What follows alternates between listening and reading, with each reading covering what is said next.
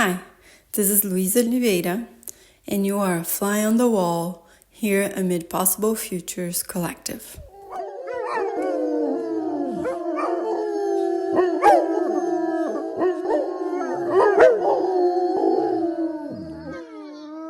It is intriguing and sometimes disturbing to see how many people get lost in confusion when some terms are used when talking about coloniality and decolonisation. Language and words have many meanings and are used differently depending on the culture, time, and context.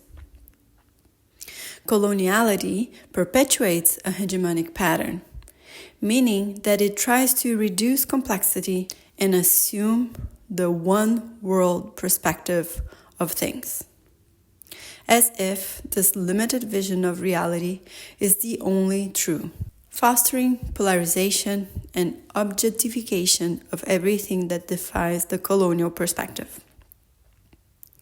Coloniality is hiding in plain sight, and through the use of terms in a certain way, people are encouraged to understand history and dynamics through certain lenses, without too much questioning. Since in hegemonic culture, there is only one right way of seeing things. But what does hegemony actually mean? If you look at an English dictionary, you will find that hegemony means dominance and leadership influence by one nation over another, or aggression or expansionism by nations in an effort to achieve domination. So in general, when looking at these definitions, people might associate hegemony with military dynamics. But through time, we observe that hegemonic dynamics are more insidious than that, and these specific dynamics are reproduced beyond military activity. For example, you can find hegemony being imposed through propaganda, education, agriculture, healthcare, and so on, promoting one way of knowing, being, and doing. With that in mind, many people reproduce hegemonic perspectives without realizing they are doing it, since that has been the reality valued around them, the reality that they learn to understand and to adore. Then when questioned and defied about it, people tend to get reactive and defensive since they learn to associate their own identity with hegemonic structures and narratives. This is only one example of how people reproduce hegemony without realizing, and often when questioned about it, many get confused about how hegemony is perpetuated in their context. But let's try to keep it simple. What are the other examples of terminologies that you see people getting confused by that benefits coloniality without people realizing it? How does coloniality benefit from misusing and misappropriating words? And what are some of the colonial traps that people get stuck in when going through terminologies?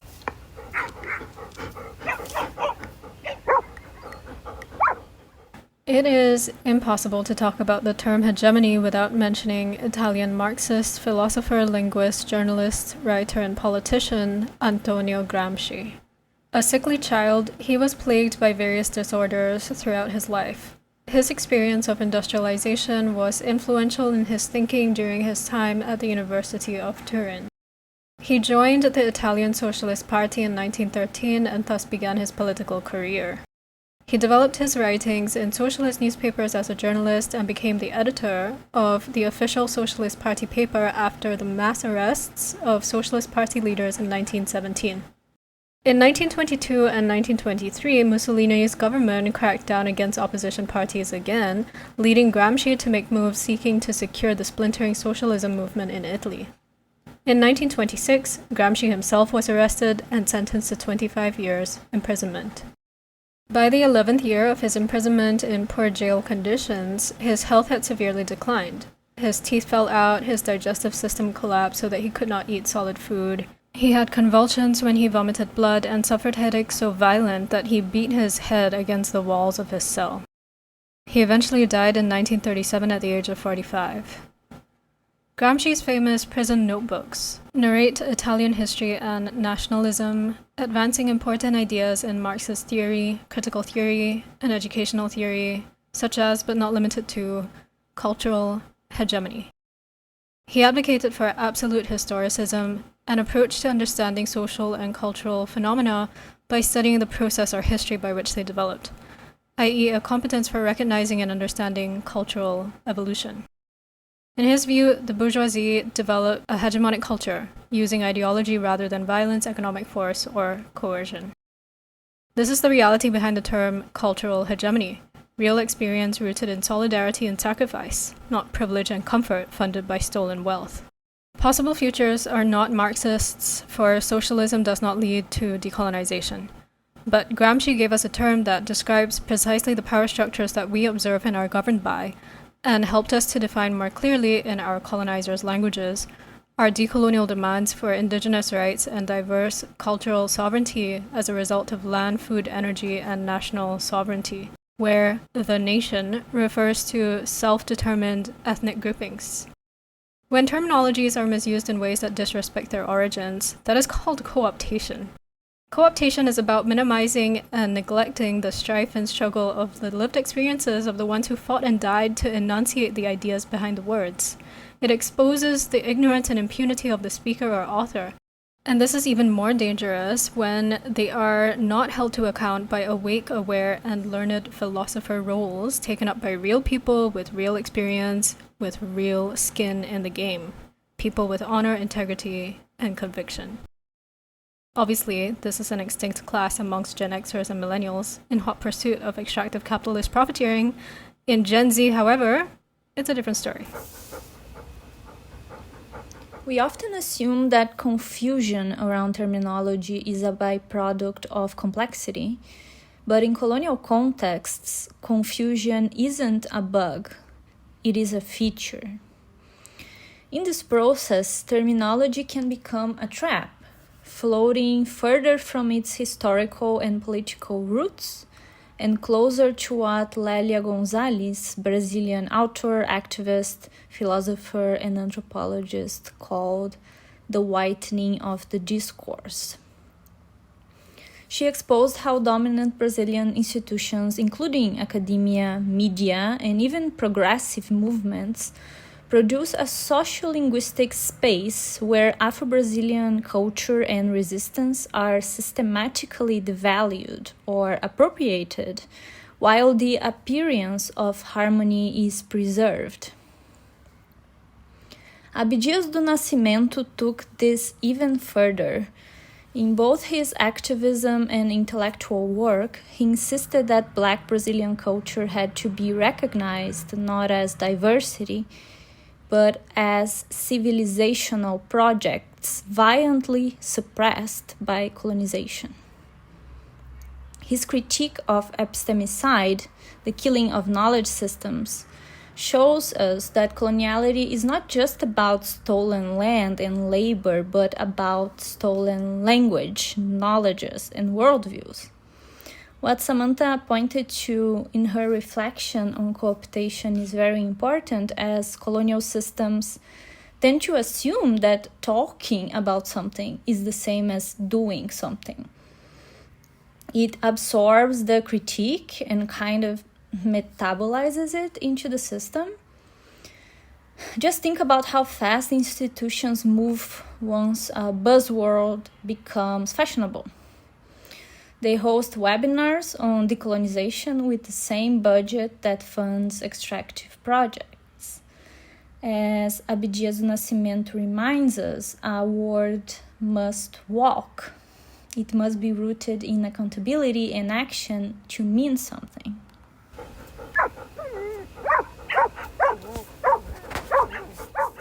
Exactly. Coloniality imposes cultural hegemony and epistemicide when misuses and misappropriate words. Another way to disseminate and cultivate cultural hegemony is when people get lost in semantics. This makes me think when Fanon criticized the intellectuals who position themselves only at an abstract level, being incapable of making durable contacts with their peers, in his book Black Skin and White Masks. And this is something that you both mentioned that I think is important to highlight here. Decolonization is grounded in experience, in context, in practice, in how we relate to others, to our various environments, and to ourselves. As Anna said, in a colonial context, confusion is a feature. And disconnecting context from meaning, it is how coloniality creates its narratives and justifications. Beyond the term hegemony, a term that I have the impression that many people use without fully understanding the many ways it manifests in their context and how harmful it is, there are many other terms that cultivate cultural hegemony.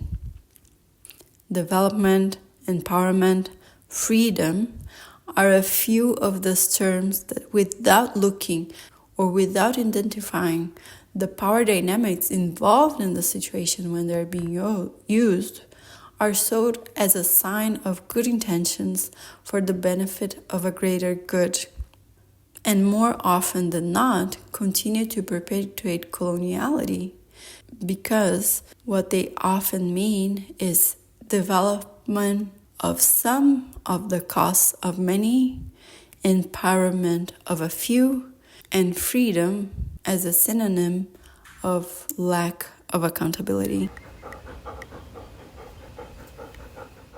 Terms like development, empowerment, freedom, democracy, meritocracy, these are all words used, introduced, and popularized by the elite classes to justify civilizational or imperial systems, maintaining their status as elites. They are words that benefit from the minority elite by subjugating every other perspective, every other culture, every other language, every other reality. In our capitalist global order, all these words have something to do with monetary profiteering to some extent. Development, for example, denoting advancement, progress, betterment, but usually referring to concrete urbanization, Western infrastructure systems, and alignment with a Western progressive ideology. There is funding for all these things via development banks or international NGOs. It comes with a financial incentive. If you want to pursue any other definition of development, it's an uphill battle filled with booby traps and ambushed mercenaries.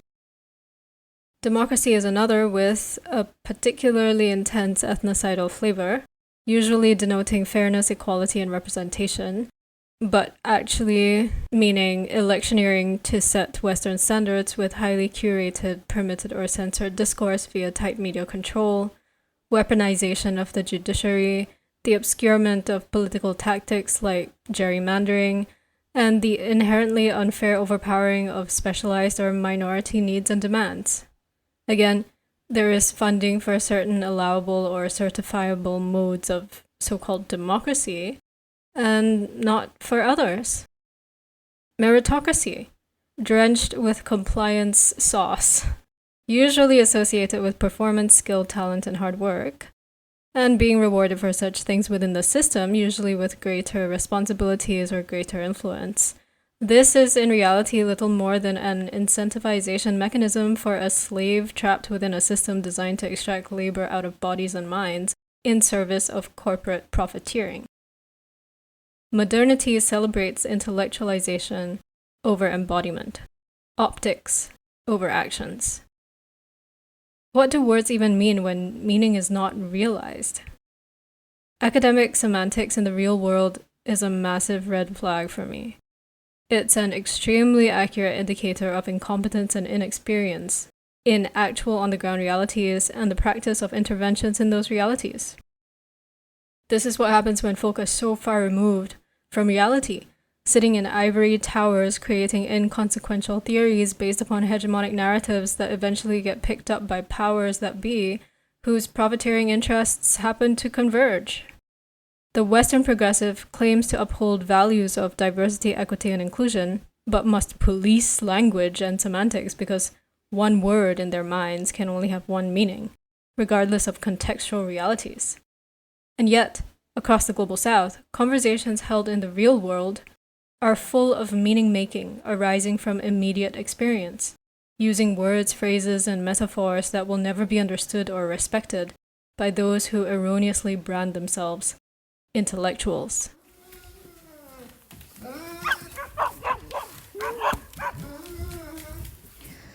I think there is something very important being unpacked here about how colonial systems manipulate and weaponize distraction in order to perpetuate confusion.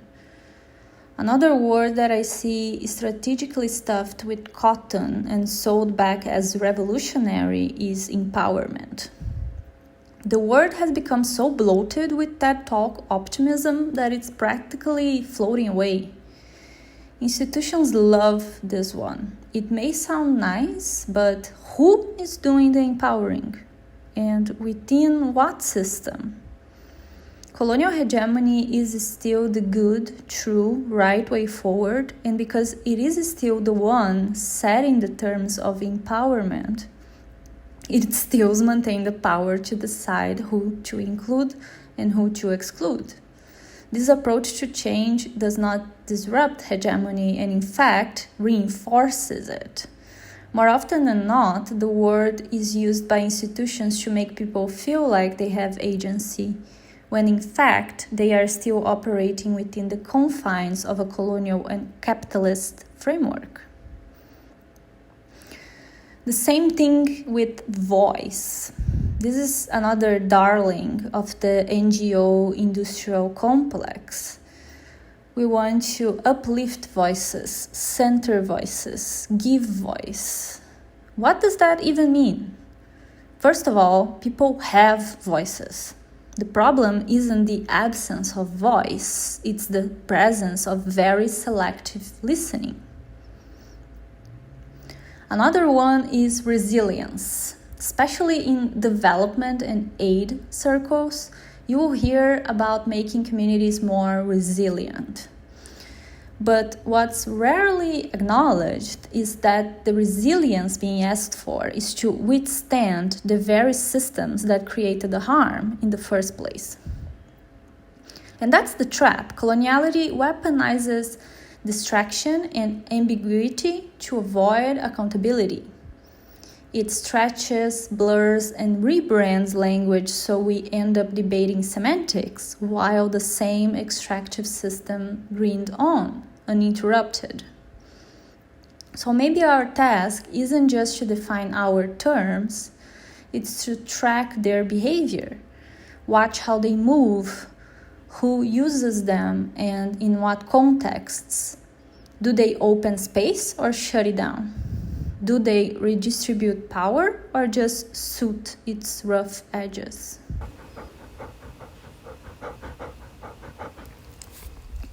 I think there's something so important in what you both shared about speech and power dynamics that goes so beyond the terminology being used. And it goes back to what we were mentioning before about feeling and understanding what is being said, connected to experience, to embodiment, context, and history. As you understand who is going to benefit from what is being said and who is going to be harmed by it. What is being perpetuated? What is being dismantled?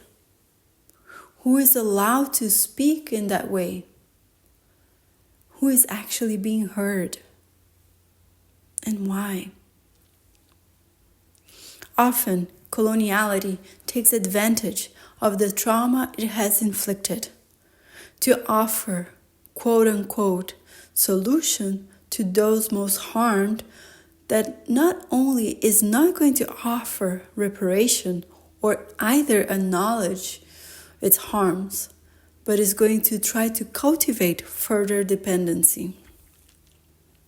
It is important to stay tuned and develop critical feeling together with critical thinking while listening to people speaking, because more often than what I would like to admit, I found myself feeling the dissonance in the discourse first, but only after I was able to recognize, name, and understand the abusive power dynamic behind what was being said. I know that the more we learn and practice to identify and understand these dynamics, the faster we get in speaking up at the moment and challenge them more strategically.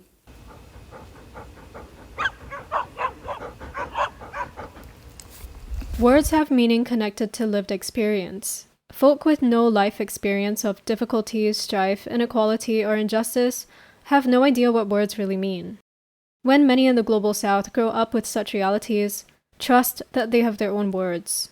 These realities are present only because the global elite receive systemic privileges. This is our colonial world order, in which globalized white supremacy culture operates through words.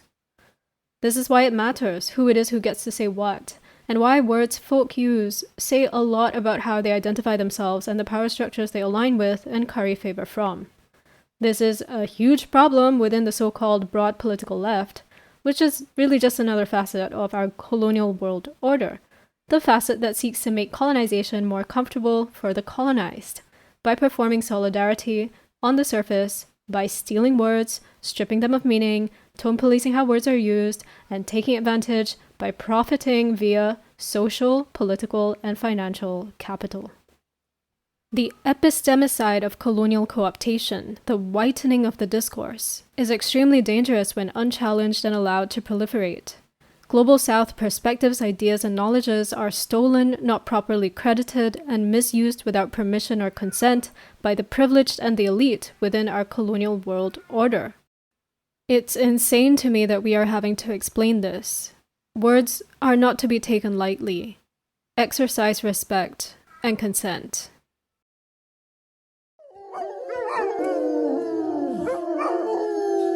This is Luiz Oliveira. This is Samantha Supaya. This is Ana Denerdi. Anyway, all the dogs are howling.